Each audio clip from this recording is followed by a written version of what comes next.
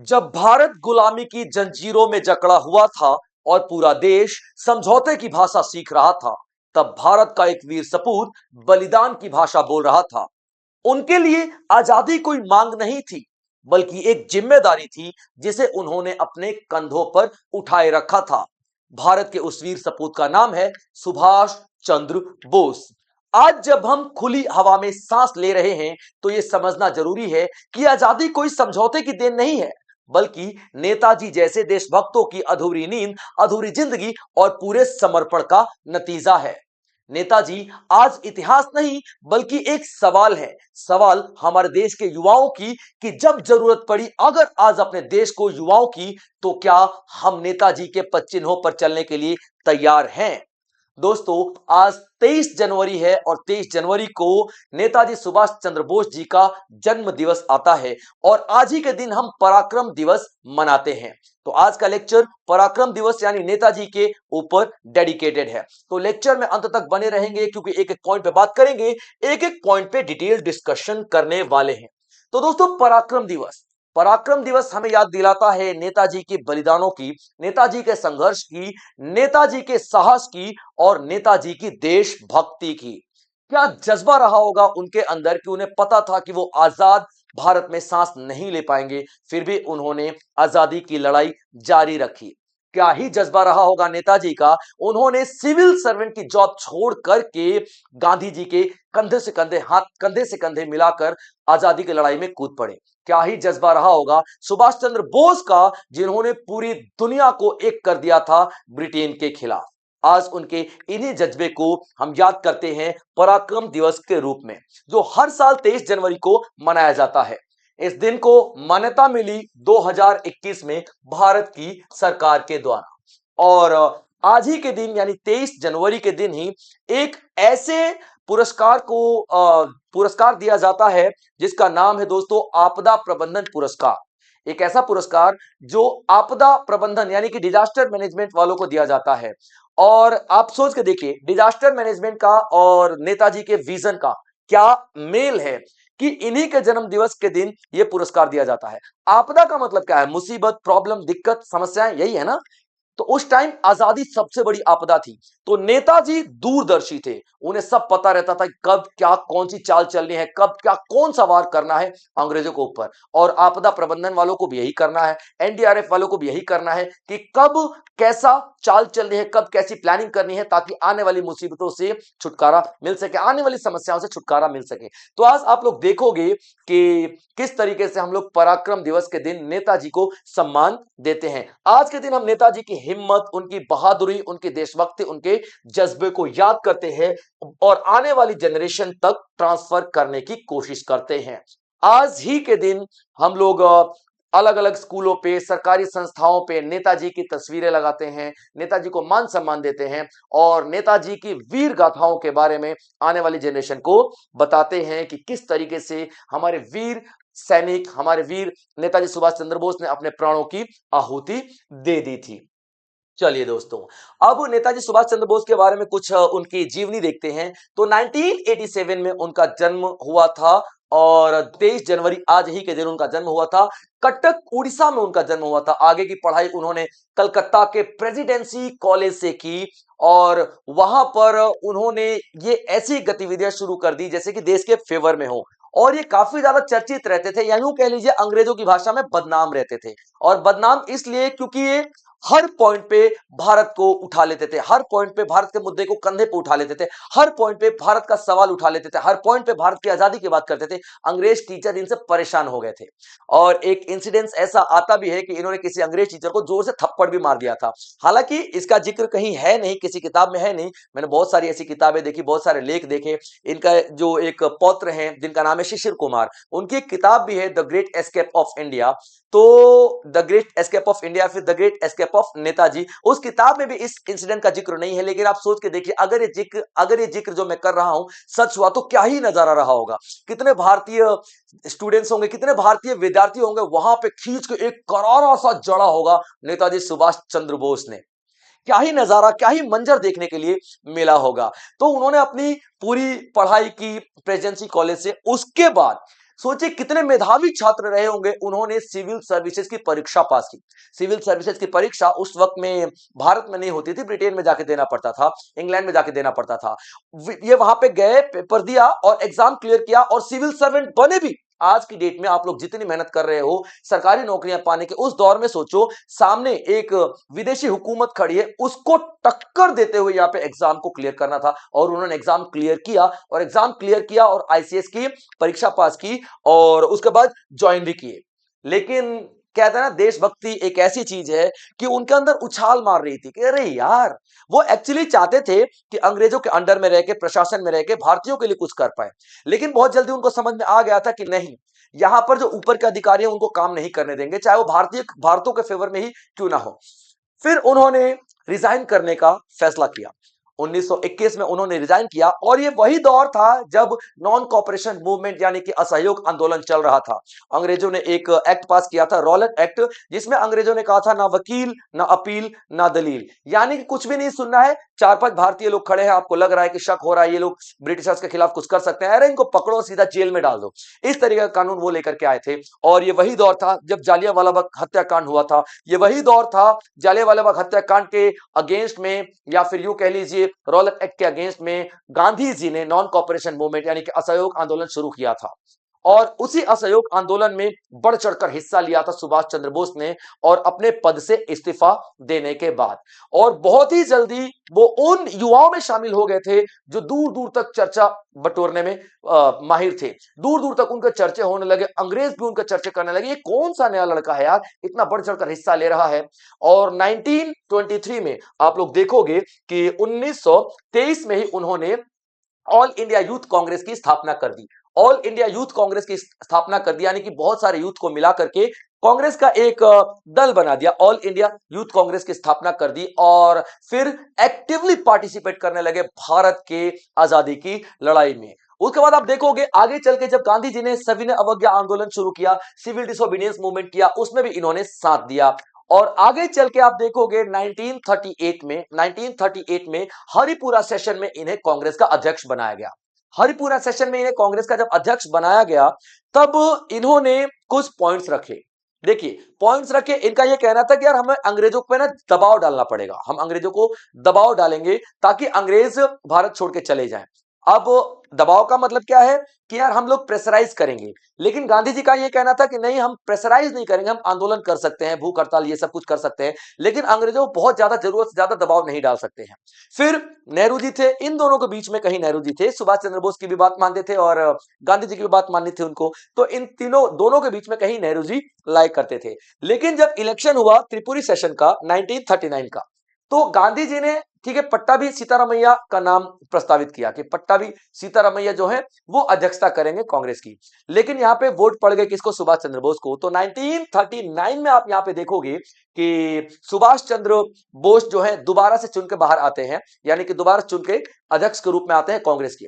लेकिन यहां पे कांग्रेस में थोड़ी सी मतभेद होने लग जाती है, और मतभेद किस बात का कि उस टाइम 1939 में आंदोलन चल रहा है, ध्यान से सुनिएगा, 1939 में आंदोलन चल रहा है भारत में, और दूसरी तरफ सेकेंड वर्ल्ड वॉर भी तो चल रही है, सेकेंड वर्ल्ड वॉर चल रही है। अब ये जो ब्रिटिशर्स हैं, ब्रिटिशर्स कहां कहां लड़ेंगे सेकेंड वर्ल्ड वॉर में? जो अपने दुश्मनों के खिलाफ जर्मनी वगैरह के साथ लड़ने वाले हैं, या फिर भारत के अंदर हमसे लड़ेंगे? तो सुभाष चंद्र बोस को एक मौका दिखा कि नहीं यार, यहां पे हम अंग्रेजों को दबा सकते हैं, यहां पे हम अंग्रेजों को अपनी बात मनवाने के लिए कमजोर कर सकते हैं, अपनी बात मनवाने के लिए हम लोग प्रेशराइज कर सकते हैं। लेकिन गांधी जी का यह कहना था कि नहीं, अंग्रेजों को प्रेशर देना मतलब ठीक नहीं होगा, इस वक्त पे अंग्रेजों का हम लोग साथ दे सकते हैं।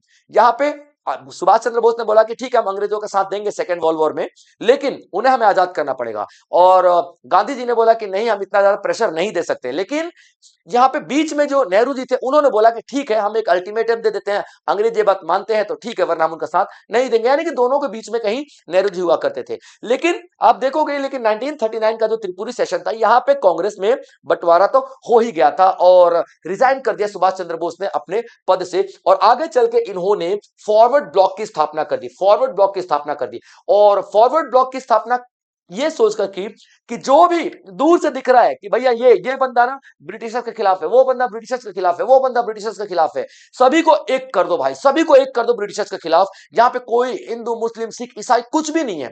ब्रिटिशर्स का दुश्मन है, आजा मेरी टीम में। ब्रिटिशर्स का दुश्मन है, आजा मेरी टीम में। तेरे को लग रहा है अंग्रेजों को भगाना है, आजा मेरी टीम में। अमीर गरीब बिजनेसमैन दुकानदार शिक्षक विक्षक बैंक में जॉब करने वाला बंदा, सभी को इकट्ठा करके उन्होंने क्या बना दिया, फॉरवर्ड ब्लॉक बना दिया। इनका मानना था कि ब्रिटिशर्स के खिलाफ जितने भी लोग हैं उन सभी को एक कर दो ताकि ताकत दुगनी तिगनी हो जाए और ब्रिटिशर्स को हम लोग यहां से निकाल कर फेंकते हैं। और ये इतना ज्यादा उग्र इसलिए हो रहे थे क्योंकि उनको पता था कि 1939 में जो सेकेंड वर्ल्ड वॉर चल रहा है, जो द्वितीय विश्व युद्ध चल रहा है, ये एक मौका है हमारे देश के लिए अंग्रेजों को यहां से निकाल फेंकने का, और इसी मौके का फायदा सुभाष चंद्र बोस उठाना चाहते थे। अभी देखिए यहां पे नेताजी सुभाष चंद्र बोस जब बहुत ज्यादा उग्र होने लगे 1939 में, तब अंग्रेजों ने इनको पकड़ लिया, अंग्रेजों ने इनको गिरफ्तार कर लिया, जेल में डाल दिया। अब नेताजी सुभाष चंद्र बोस की जो एक आदत है, मतलब अड़ जाना, किसी से भी अड़ जाना, भैया गलत हो रहा है तो भैया मैं अड़ जाऊंगा, तो इन्होंने जो कैदी हुआ करते थे उनके जो फेवर में बहुत सारे ऐसे लेख लिखे, वहां से रहते हुए, जेल से रहते हुए, और उसके बाद इन्होंने भूख हड़ताल शुरू कर दी, भूख हड़ताल शुरू कर दी। तो भूख हड़ताल में इनकी जो सेहत है वो खराब होने लगी। अंग्रेजों ने इनको घर में भेज दिया कि भैया कहीं ऐसा ना हो कि नेताजी को कहीं मतलब नेताजी कहीं शहीद हो गए तो जाहिर सी बात है पूरा देश और ज्यादा उग्र हो जाएगा। नेताजी के फेवर में तो पूरा देश है, नेताजी तो पूरे भारत के फेवरेट है, नेताजी को तो पूरा भारत पूजने लग गया है।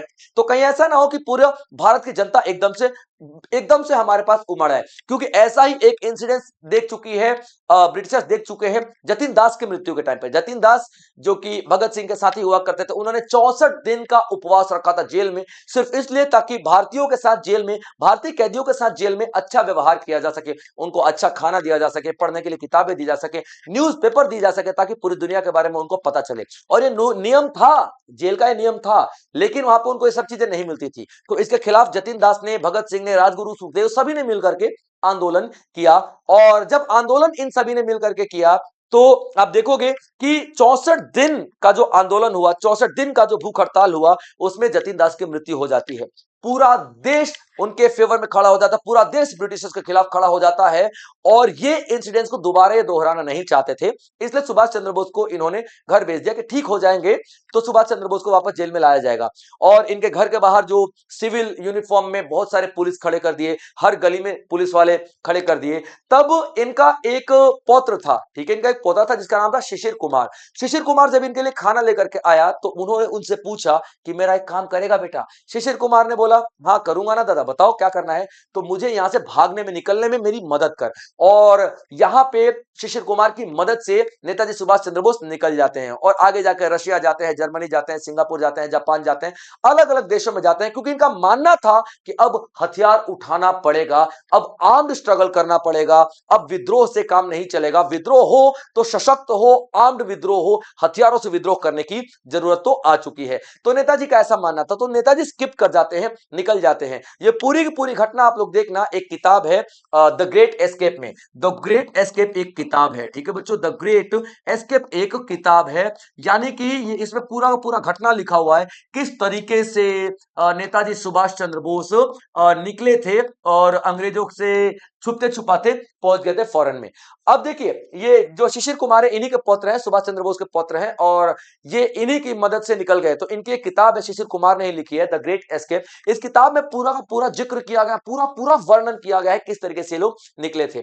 अब ये कहां पे चले आते हैं? जर्मनी, जापान, सिंगापुर, अलग अलग देशों में जाते हैं। याद रखिए ये वो दौर चल रहा है जब सेकेंड वर्ल्ड वॉर चल रहा है। एक तरफ जर्मनी है, ठीक है, याद रखना, एक जर्मनी, और जर्मनी का मतलब हिटलर, जर्मनी का मतलब हिटलर। आप लोग देखना जर्मनी का मतलब कौन है, यहाँ पे हिटलर है। और हिटलर किसके खिलाफ लड़ रहा है? तो ब्रिटेन, यानी कि जितने भी जो अपोजिट पावर्स है उनके खिलाफ लड़ रहा है, जिसमें आप लोगों को रशिया भी दिखाई देगा, यूएसए भी दिखाई देगा, ब्रिटेन भी दिखाई देगा, सब आप लोगों को दिखाई देंगे। और जर्मनी यानी हिटलर एक ऐसी पावर जिससे पूरी दुनिया घबरा रही थी, जिसको हराने के लिए पूरी दुनिया एक तरफ हो चुकी थी। उसी हिटलर से मिलने के लिए सुभाष चंद्र बोस गए। एक छोटा सा इंसिडेंस मैं आप लोगों को सुनाता हूं। जब सुभाष चंद्र बोस पहुंचे हिटलर से मिलने के लिए, ताकि इनका यह मानना था कि बहुत सारे भारतीय विदेशों में रह रहे हैं, तो उन भारतीयों को हम अगर विदेशों में इकट्ठा कर लें और उनकी हेल्प से अगर हम लोग अंग्रेजों को बाहर निकालने की कोशिश करें तो पॉसिबल है, क्योंकि वो लोग बाहर अच्छा पैसा कमा रहे हैं, उनके पास पैसा रुपया सब कुछ है, तो उनकी हेल्प से हम लोग यहाँ पे अंग्रेजों पे अटैक कर सकते हैं। ऐसा सुभाष चंद्र बोस का मानना था, विदेशी ताकतों की हेल्प से। और दूसरी तरफ जर्मनी का दुश्मन ब्रिटेन, और ब्रिटेन इंडिया में बैठा है भाई साहब, तो सुभाष चंद्र बोस को लगा कि हिटलर यहाँ पे मान जाएगा, तो हिटलर को मनाने के लिए सुभाष चंद्र बोस पहुंच जाते हैं और एक हॉल में हिटलर का इंतजार करते हैं। तो हिटलर आता है और ऐसे टहलता टहलता आता है और टहलते टहलते चले आता है। सुभाष चंद्र बोस कोई प्रतिक्रिया नहीं देते हैं। हिटलर, एक और दूसरा हिटलर आता है, वो भी टहलता टहलता आता है। एक्चुअली हिटलर बहरूपिया था, ताकि किसी एक हिटलर को अगर मार भी दिया जाए तो असली वाला हिटलर जिंदा रहे। फिर तीसरा, चौथा, पांचवा, तो उसके 11-12 रूप हुआ करते थे हिटलर के, ताकि वो पहचान ही ना पाओ कौन सा हिटलर था। तो एक और हिटलर आया, एक और हिटलर आया, तीसरा, चौथा, पांचवा, 6-7 हिटलर आए और नेताजी सुभाष चंद्र बोस ऐसे चाय पी रहे, चुस्की ले रहे, कुछ बोले ही नहीं। फिर जो हिटलर लास्ट में आया, उसने नेताजी सुभाष चंद्र बोस के कंधे पे हाथ रखा और कहा, मिस्टर बोस। सुभाष चंद्र बोस ने बोला, मिस्टर हिटलर। फिर दोनों ने एक दूसरे से हाथ मिलाया और तब हिटलर ने पूछा कि इतने सारे हिटलर आए और आपको कैसे पता चला कि मैं ही असली हिटलर हूं? तब नेताजी सुभाष चंद्र बोस ने क्या करारा और क्या प्यारा जवाब दिया कि सुभाष चंद्र बोस जी के कंधे पे हाथ रखने की हिम्मत केवल हिटलर ही कर सकता है। बस वहीं से हिटलर का सपोर्ट मिल गया नेताजी सुभाष चंद्र बोस को। और उसके बाद नेताजी सुभाष चंद्र बोस आगे चलते हुए जर्मनी के बाद सिंगापुर, जापान, बहुत सारे ऐसे कंट्रीज में जाते हैं, ताकि वो एक मतलब सपोर्ट इकट्ठा कर सके फॉरेन कंट्रीज के साथ मिल करके। और उन्होंने तय कर लिया था कि अब आर्म्ड स्ट्रगल होगा, यानी कि अब हथियारों से हम लोग लड़ेंगे, अंग्रेजों से हम लोग पेटिशन लिख के, भूख हड़ताल वड़ताल करके। हम लोगों ने देख लिया भाई साहब, यही भूख हड़ताल और यही अंग्रेजों वापस जाओ करते हुए लाला जी को हम लोगों ने शहीद करवा दिया। यही हमारे क्रांतिकारी जिन्होंने हथियार उठाया था, राजगुरु भगत सिंह, सुखदेव, इन सबको हम लोगों ने शहीद करवा दिया। चंद्रशेखर आजाद जी जैसे ऐसे ऐसे बलिदान देने वाले जो क्रांतिकारी को हमने खो दिया, अब हमें हथियार उठाना ही पड़ेगा।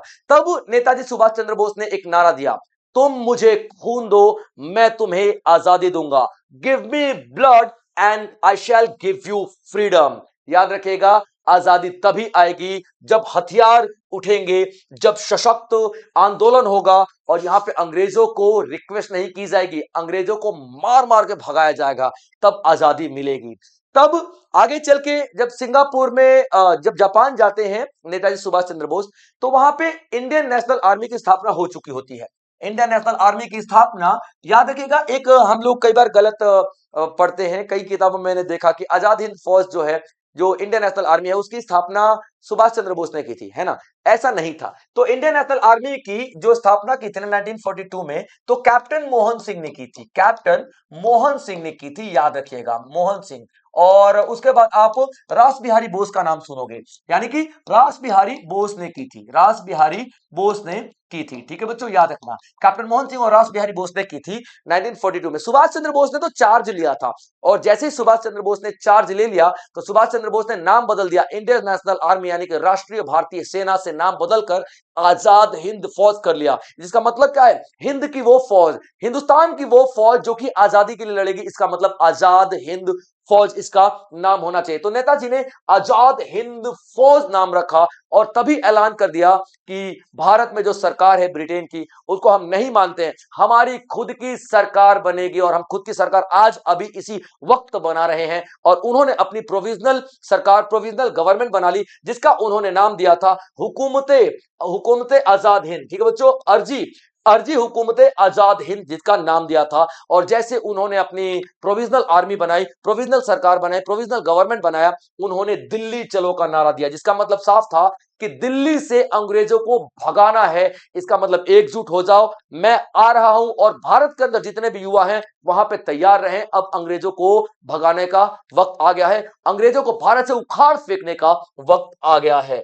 अब आप देखोगे किस तरीके से नेताजी सुभाष चंद्र बोस अपनी आर्मी को लीड कर रहे हैं। अभी देखिए, नेताजी सुभाष चंद्र बोस साफ बोलते हैं कि देखो यार, कि आजादी की लड़ाई में नो महिला नो पुरुष, सब बराबर हैं। अभी आप लोग देखोगे, जैसे कई बार पढ़ोगे भी, तो इन्होंने क्या किया था ना, नेताजी सुभाष चंद्र बोस ने महिलाओं को भी वही परीक्षाएं दी जो कि पुरुषों को दिया जाता था। भैया 8 किलो पिट्ठू बैग लेकर चल रहा है जंगल में, तो चलना है, कांटे चुभ रहे हैं, चुभने दो, हेडेक हो रहा है, होने दो, कमजोर पड़ना था तो जाओ, मैं घर में बैठो, नहीं, फौज में भर्ती हो, और ये आजाद हिंद फौज है, आपको थकने का अधिकार नहीं है, थकने का कुछ, मैं सोच भी नहीं सकते थकने का। ऐसी सोच थी नेताजी सुभाष चंद्र बोस की। अरे नेताजी सुभाष चंद्र बोस तो महान थे ही, आप उन महिलाओं के बारे में सोचिए जो नेताजी सुभाष चंद्र बोस के इन सारे कदमों में, इन सारे फैसलों में कंधे से कंधा मिलाकर चल रही हैं। क्या ही जज्बा रहा होगा उन औरतों का, क्या ही जज्बा रहा होगा उन महिलाओं का, जिन्होंने उस दौर में, जिस दौर में महिलाओं को घर से बाहर निकलना माना था, उस दौर में जिस दौर में